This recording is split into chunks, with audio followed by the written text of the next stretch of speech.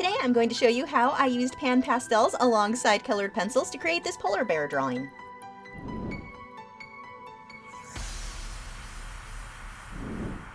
First, I want to show you how I'm applying the pan pastels to my paper. This is a sanded paper. This one is the UArt 500. I will be using Fisher 400 in the actual project. But I'm using my soft tools and just grabbing the color straight from the pans and applying that to my paper. You can see I'm layering that just a bit there.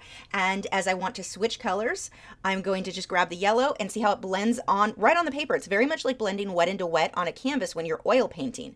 I can then go ahead and grab some white and blend that as well right on top of the paper. So you can create tons of colors from just a handful of the actual pans. They blend and mix so well like this.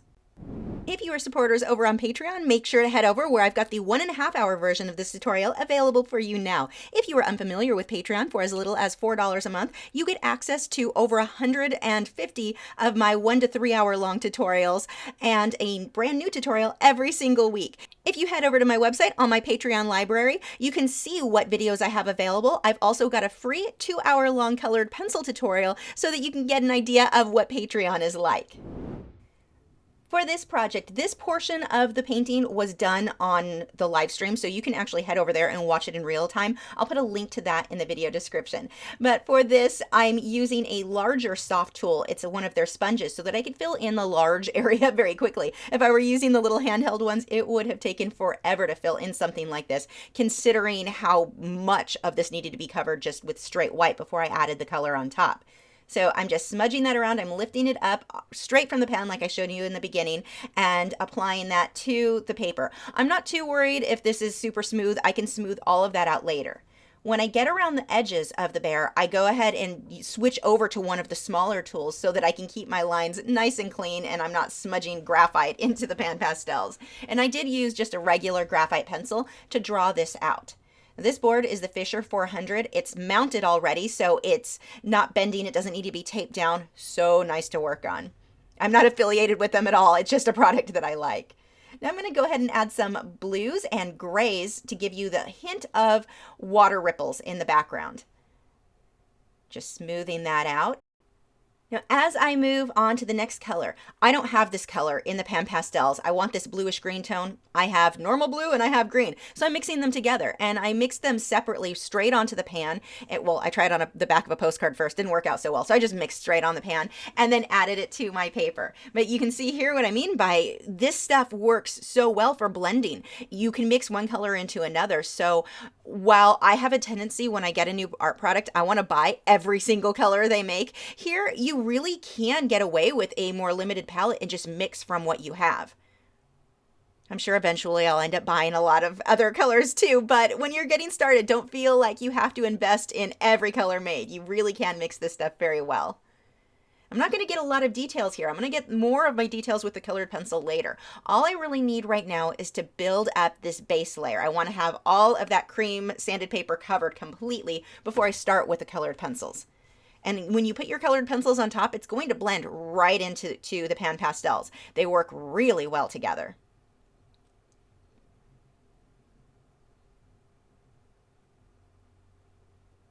You'll see me blending out my lines. I used a regular graphite pencil here, and I'm going to end up blending out a lot of those lines. I'm going to lose most of them. I want to keep track of where my eye and my nose is. That needs to be accurate. But as far as each clump and cluster of fur, it really does not make a huge difference if it's exact. No one's going to notice the difference. I want to make sure I keep the general movement so the fur is going in the right direction. Each brush stroke is the right length or width. But besides that, they don't have to be perfect. If the hair is moving a little to the right, to the left, no one's going to know. You move the eye a little to the right or the left, it's going to be pretty obvious that something is off. So those I'm being more careful that I keep with my initial drawing, but the fur, I'm going to freehand that back in with my pencils once I get going. Now notice, even though he's white, you think polar bear, it's white. Use all white. No, look how many colors I'm going to use in here. I'll be pulling some reddish brown tones, some brown, yellow colors. Well, it's kind of a golden yellow. It's not really yellow. You want to avoid straight yellow. It'll look like, well, a weird cartoon. So we don't want yellow snow. So as I move through here, I'm using a lot of colors. I don't want to just go with white. Remember, white isn't flat white when you render it. If you want to make something look realistic, whether it be a white flower, a white animal, whatever is white, it's not really white. It's very reflective. It's going to reflect whatever it is picking up on its surroundings. I want to save my straight white for my brightest highlights. You don't really use a lot of straight white all by itself without being toned down with another color in your artwork, no matter what medium you're working in. And I'm going to go a little bit darker than what I know I want the end result to be so that I can come on top of this with my lighter pencils and the dark will still show through. So right now he looks like he got into my paint palette. Tons of color all over his face, but that's really what I want it to look like at this stage. And then I sprayed everything with my Spectra fixative, let it dry, and it doesn't take very long to dry, just a few minutes. And now I can go over the details with my colored pencils. This is where I'm going to start getting the finer details. And you see here, as I'm using that white pencil, it's mixing in with that peacock blue color that I put down as a base. So when I want to get over to my bright whites where they need to be really white, I'm either going to use Touch Up Texture Titanium White from brushandpencil.com. You see me do that all the time for my white highlights with colored pencil, or I can use a wax-based colored pencil. That tends to stick and hold its color a little bit more than these oil-based pencils. I'm going to use the Faber-Castell pencils for pretty much everything here because they blend really well, but they blend really well. So sometimes that's a negative, as in this area where I'm not able to get bright whites just with that because it is blending so much in with the color that's under it. Now I'm going to start adding the detail of the nose, and I like to break up my work into smaller sections. Don't try to work on the water and the ear and the eye and the nose, everything all at once, one layer at a time, where it just gets overwhelming. Break it up. If you're having a hard time getting your detail to look realistic, break it up into like 1 or 2 small square inches. And what I've often done for students is take a piece of paper, well, 2 pieces of paper, cut out 1 or 2 square inches, add that to their reference photo, and then 1 to the artwork they're working on. So those are the only areas they're focused on. And it'll make it a lot easier to pay attention to those little details and not jump around too much. Again, if you go through and try to do too much all in one layer, it really gets overwhelming. It gets frustrating and it's hard to get the detail to be accurate. But if you can break it up into those little pieces, it's so easy to notice details that way. Coming through with black, getting my shadows in there. Starting to build up some of these clumps and clusters of fur. Now the wet fur really clumps together, so I want to make sure that I capture that. Again, with that white pencil, see how it's blending in with the gray. It's not coming out stark white, which is good. I don't want straight white at this point. I'm just going to use this to start sketching in where my lights and darks go on the fur, since I lost all of that when I blended in my base layer. Look how many colors I'm using. There was a dark blue. I'm going to have teal colors. There's purple. I'm mixing the purple in with the black so that the black's not flat black, but it's still very dark. Most of the blues that I'm using are a very warm blue, so they lean closer to green on the color wheel.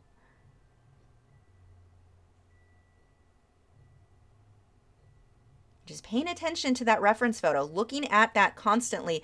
Where are the short fur areas, or when I'm trying to decide, do I need a long brush stroke or pencil stroke or a short one? Look at your reference photo. Really pay attention to that. And you want to watch. One of the things that a lot of us, I know I used to do all the time, you make a couple of brush strokes and you're like, wow, this really looks like fur. It looks great. I'm just going to make this same brush stroke over and over and over again. Well, now it doesn't look realistic. There's a lot of variation when you're painting fur if you want it to look realistic. So much variation in the direction that the fur twists and turns. The type of fur, I mean, the fur on the face here, it's much shorter and gets way longer as it moves back towards the ear. So these are the things that you want to watch for when you're rendering animals. Another tip that I have for you, when you're drawing a white or a black animal, one of the things that a lot of people will try to do is create, in the case of a black animal, all the highlights are done with white, which makes the animal look very gray. You age the animal. Now, sometimes that's correct if it is an older animal, especially if you're doing pet portraits, but don't think that, oh, highlight means white. In the case of an animal with really dark fur, you're going to pull purples and blues, magenta, a lot of other colors get pulled into that fur. Don't think in the terms of, it's a white animal, I use white. It's a black animal, I use black and then white highlights. The same thing with the white here. It's not just shading things with black. Look at how many colors are on there. It's really important to capture those to create something that looks very realistic. And your colors don't have to be exact. I will use a lot more than what is in my reference photo. If you look back, there was a leopard that I did a while back, and he was black, and I had so many, actually, I think he was a jaguar. I can't remember things, but he had so many blues and purples in his coat, and it made him look very shiny. Those colors weren't in my reference photo. I could see that it was shiny. I will oversaturate certain colors just because I like how it looks better. Don't feel like you have to copy the exact photo color that is in that photo. Focus on your values, get your darks dark enough, your lights light enough, but feel free to play around a little bit more with some of those colors and hype up the contrast between things. Oversaturate some of those colors. Sometimes that can look really nice. I like to play with my reference photos in Lightroom or Photoshop first to get an idea of what it would look like if I oversaturated the color. Sometimes it's a bad idea, but sometimes it'll make a mediocre photo look amazing. So don't feel like you have to copy every color you see in that photo exactly. And especially when you're dealing with black and white animals or black and white, or well, I guess you wouldn't have a black flower. I think they do have some that are black, but with white flowers especially, don't be afraid to pull in additional colors in those shadows. As I work on the eye, I zoomed in a bit here. I'm going to pay closer attention to the tiny detail and see how I'm really forming those clumps and clusters of fur around the eye. Right now, they're a bit harsh. I'll soften those out some as I keep layering. And a lot of the blending I'm doing is just with my pencil. If you've not worked on sanded paper before with colored pencil, I thought I would hate it because it's so rough and I'm used to wanting very smooth paper. It's really fun to work. You do go through your pencils a little bit faster, well, fair amount faster, because it is picking up more pigment and it's a little bit messier. You do have some fall off with the pencil. With the pan pastels, I don't have much fall off when I'm applying that to my paper. It really sticks very well. The pencils, however, when you're working on sanded paper, you are going to get some fall off. So I put under my easel a towel just so that it can pick it up. It's easy to clean. It's not as bad as pastel, straight like pastel sticks or pencils are. Nowhere near as messy as those, but you do get a bit of fallout. So just be aware of that as you're working. I'm using this blue pencil to start blending in the black in with the white, toning some of that down. Now I want to make sure a lot of these clumps and clusters of fur are overlapping. One of the things that you want to watch when you are drawing fur or hair is that you don't just draw a million individual harsh strands. You'll end up with something that looks very wiry and looks very plastic-like. I want the fur, well, if it's dry fur, I want it to look soft. Here it's wet, so it is a little bit more harsh, but they still overlap. And this is going to help you to create something that looks more like fur versus plastic. And I'm using a lot of warm grays as well for areas that you would typically consider to be white on the bear. Now I'm using my white pencil to start mapping out where all of my clumps and clusters of fur are going to go. Wow, I wonder how many times I said clumps and clusters in this video. A lot. It's a lot. More than I'm willing to count. And see again how that white is blending in. Now, when I'm working on sanded paper, my pencils don't need to stay super sharp. Whereas if I'm working on a hot press watercolor paper, I want to keep those pencils sharp so that they get into all the little nooks and crannies of the paper. Here, the way that the pencils are going to blend on sanded paper, I can have them be pretty dull unless I'm getting fine detail. They can be very dull, and when I blend them out with my finger or blend them with the pan pastels here, they will smooth out completely, and I still get really good color saturation without having a grainy, gritty look. Which always seems like it kind of messes with my head because I'm thinking I'm using sanded paper. It is grainy and gritty. Of course it's going to come out looking that way. It doesn't. It comes out very, very soft. As long as you keep layering. And the Spectra fixative, you can spray that over your colored pencils as well. It's not going to have any negative results there. You want to make sure you shake it really well. And they do have different containers that you can put them in to get a finer mist. I'm still using mine in the spray bottle it came with. So occasionally when I spray, I'll get this heavy droplet. I just blend back over it with the pastels or with my colored pencil and it gets rid of it. Now I'm going to start detailing the ear and see what I was talking about before, where I just pick one area to focus on before I move on to the next.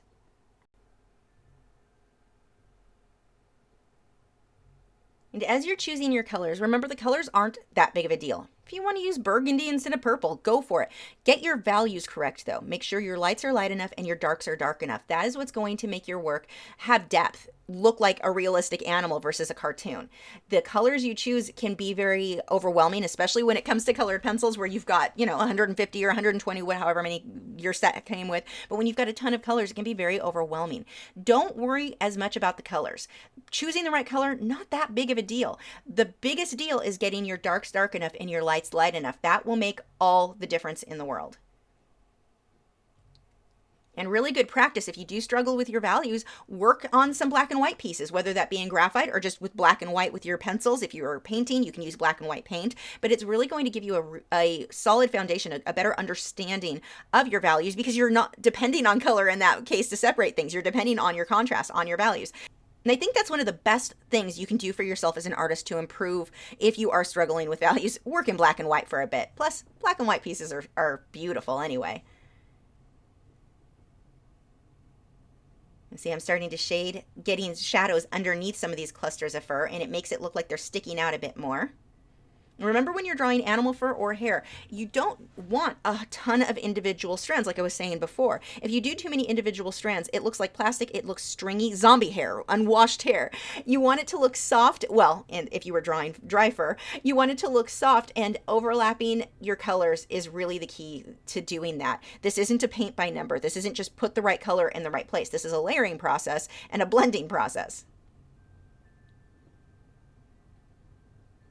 Working on the back here, doing the same thing I did before, just mapping out where my fur is going to go. Getting those general shapes in there.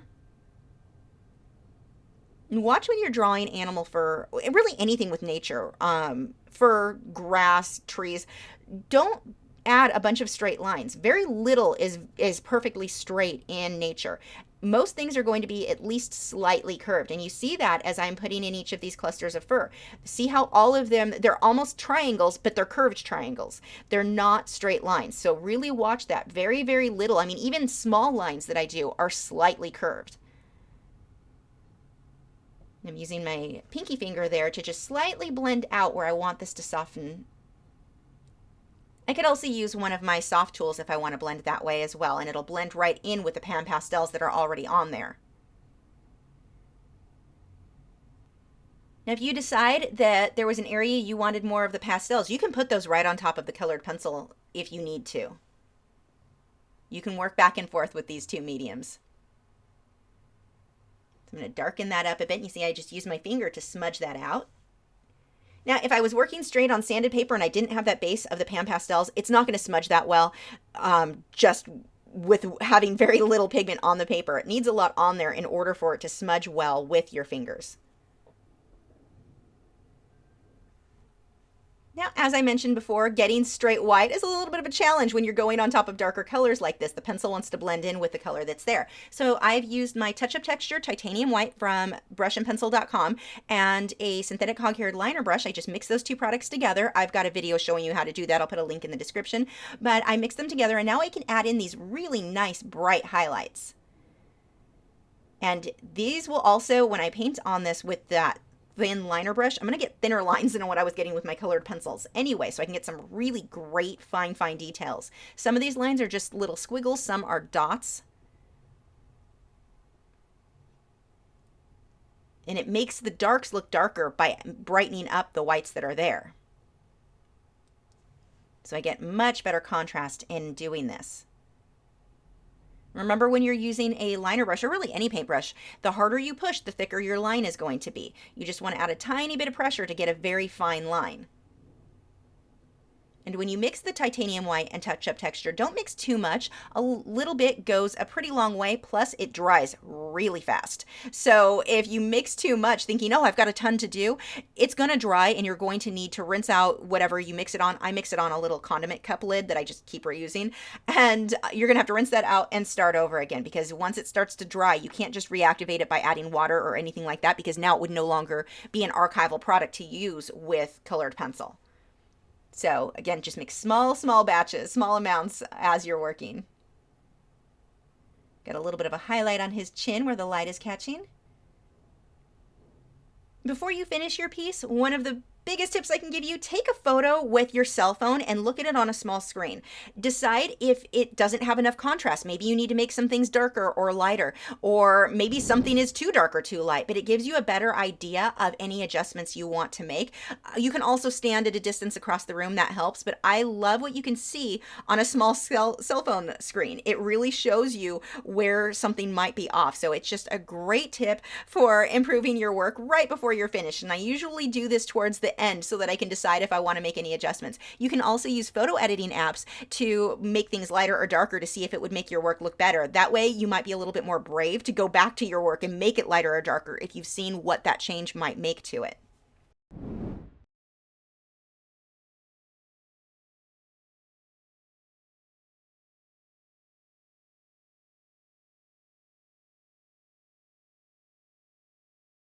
You subscribe yet? If not, I have a handy button right there. It's round, has an orange arrow going towards it. If you click on that, that'll help you to keep up to date with all of my new art videos every single week. You may want to also sign up for my email newsletter. It's free. I send out one email once a week updating you with whatever new videos went out, some art motivation, and updating you with when that live stream that week is going to be, which is almost always Wednesdays.